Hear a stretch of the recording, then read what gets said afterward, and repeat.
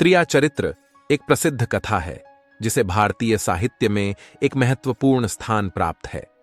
यह कहानी पुरुष प्रधान समाज में महिलाओं की बुद्धिमत्ता, चतुराई और कुशलता को प्रदर्शित करती है। त्रिया चरित्र का उल्लेख भारतीय पुराणों, महाभारत और अन्य साहित्यिक कृतियों में होता है। यह कथा महिलाओं की चतुराई और कुशलता को प्रदर्शित करने के उद्देश्य से कही जाती है।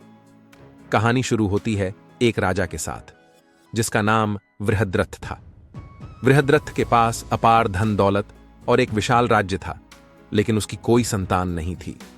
राजा और रानी इस चिंता से बहुत परेशान थे। एक दिन राजा के दरबार में एक संत आए।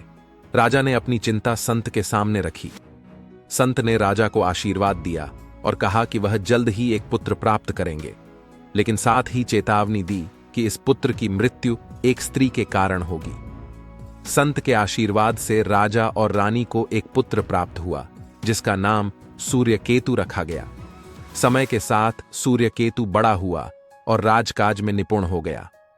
सूर्यकेतु का विवाह एक सुंदर और बुद्धिमान राजकुमारी से हुआ। राजकुमारी का नाम था सुंदरी।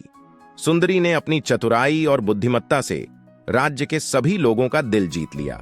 राजा वृहद्रथ को संत की भविष्यवाणी याद थी, इसलिए उन्होंने सूर्यकेतु को स्त्रियों से दूर रहने की सलाह दी। लेकिन समय के साथ सूर्यकेतु और सुंदरी के बीच प्रेम बढ़ता गया।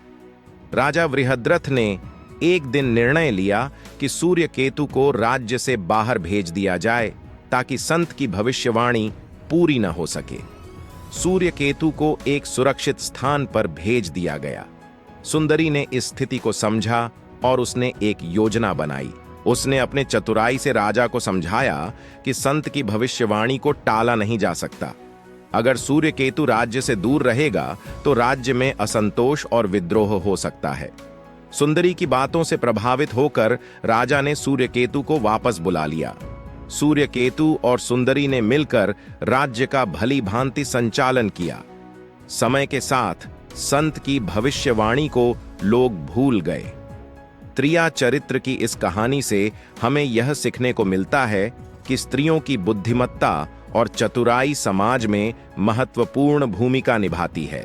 यह कथा केवल एक मनोरंजक कहानी नहीं है, बल्कि इसमें छिपे संदेश से हमें जीवन की महत्वपूर्ण सीख मिलती है।